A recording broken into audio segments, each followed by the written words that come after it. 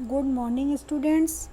हमने पार्ट 3 शिष्टाचार स्टार्ट किया था। अब आगे का पार्ट पढ़ेंगे।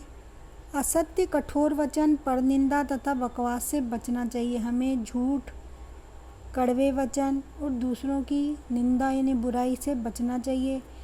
कटु वचन मनुष्यता का शत्रु है। कड़वे वचन जो होते हैं वो मनुष्यता का शत्रु होता है।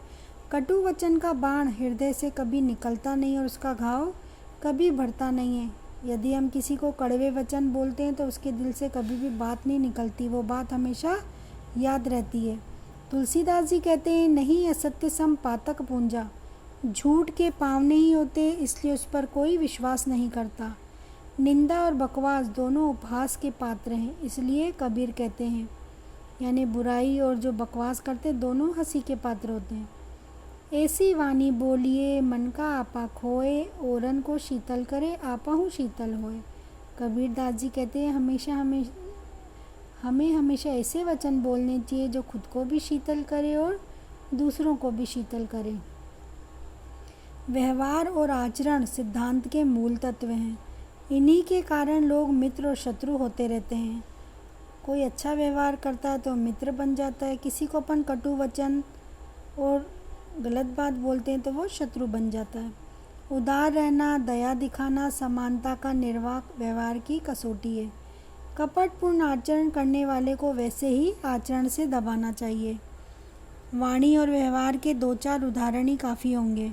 संबोधन में हाँ या नहीं के स्थान पर हाँ जी नहीं जी शिष्ट आचरण है। यदि कोई हमसे बात करता है तो हमें संबोधन में उसके जवाब में हाँ या नहीं के स्थान पर हाँ जी और नहीं जी कहना चाहिए। जब दो व्यक्ति आपस में बात कर रहे हों तो बीच में कभी टोकना या बोलना नहीं चाहिए। क्रोधपूर्ण बात में भी कटु और कर्कश शब्दों से बचना चाहिए। यदि कोई भी हम लड़ाई कर रहे हों तो भी हमें कभी भी कड़वे वचन नहीं बोलने चाहिए। बस स्टॉप हो या रेल में चढ़ने का अवसर हो या टिकट घर की खिड़की, लाइन तोड़ना अशिष्टता है। हमें हमेशा नियम का पालन करना चाहिए। इसी प्रकार बस की सीढ़ियों पर खड़े होना या बस की छत पर चढ़ना बैठना अशिष्टता है। आरक्षित महिला सीटों पर कब्जा जमाना अशिष्टता है। भीड़ में धक्का मुक्की करते हुए आगे बढ़ना शिष्टाचार के विरुद्ध है। भोजन करते समय मुंह से चपचप की आवाज़ करना अशिष्टता है। पंक्ति में भोजन कर रहे हो तो पंक्ति से पहले उठना अशिष्टता है। मना करने पर भी थाली में भोज्य पदार्थ डालना अशिष्ट व्यवहार है। नाम के उच्चारण या लिखने के नाम से पूर्व श्री, श्रीमती, श्रीमान, श्रीयुत आदि लगाना तथा अंत में जी का प्रयोग शिष्ट आचरण है। कृतज्ञ होने पर धन्यवाद करना, आभार व्यक्त करना शिष्टता है। बोलने में कृपया, कृपा करके जैसे शब्दों का प्रयोग करना शिष्टाचार है। अनुशासन जीवन का प्राण है, जिससे प्रतिभा योग्यता बन जाती है। जीवन के हर क्षण, हर परिवेश, हर स्थिति में अनुशासन शिष्ट आचरण की पहचान बनता है। हमें हमेशा हर माहौल में, हर परिस्थिति में अनुशासन का नियम का पालन करना चाहिए। सड़क के बाईं ओर वाहन चलाना, फुटपाथ पर चलना अनुशासन भी है और शिष्टाचार भी। सामाजिक एवं संस्थागत नियमों का पालन करना शिष्टाचार का परिचायक है। मंदिर, मठ, गुरुद्वारे में जूता उतार कर जाना धर्म स्थलों का अनुशासनात्मक शिष्टाचार है।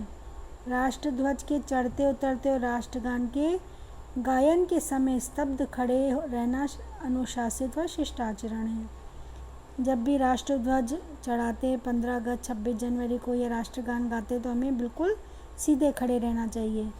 बोधायन धर्म सूत्र में शिष्ट कौन को स्पष्ट करते हुए लिखा है कि ईर्ष्या, दाह से रहित, अहंकार और क्रोध से जो विमुख है वे शिष्ट कहलाते हैं। जिनके शरीर में अहंकार नहीं, दुश्मनी नहीं, क्रोध नहीं होता, क्रोध से विमुख होता है, वे ही शिष्ट इंसान है। आज ही नई पीढ़ी इसको अशिष्टता का आचार मानती है और इसके विमुख आचरण में शिष्टाचार के दर्शन करती है। परिणामतः यह मानसिक तनाव से ग्रस्त है और ओढ़ी हुई शिष्टता से ग्रस्त है। वाणी और व्यवहार की विनम्रता शिष्टाचार को पुष्पित करती है। सामाजिक, धार्मिक, वैधानिक नियमों का पालन शिष्टाचार को पल्लवित करते हैं। अनुशासन शिष्टाचार को अलंकृत करता है। जो आत्म संयम शिष्टाचार को सुगंधमय वातावरण प्रदान करता है। ये सब मिलकर शिष्टाचार पूर्ण जीवन की झोली में सुख, शांति और ऐश्वर्य की वर्षा करते हैं। इस पाठ से हमको यही है कि हमें हमेशा अनुशासन का पालन करना चाहिए। छोटे बच्चों से प्यार से, बड़ों से सम्मान का व्यवहार करना चाहिए, सबसे अच्छे से बोलना चाहिए, नियम का पालन करना चाहिए। हमेशा जवाब में, संबोधन में हाँ जी, नहीं जी का जवाब देना चाहिए। यही हमारे पाठ का आधार है कि हमें शिष्ट रहना चाहिए। आज होमवर्क में आपको ये प्रश्नोत्तर करने हैं। Stay home, stay safe. Thank you.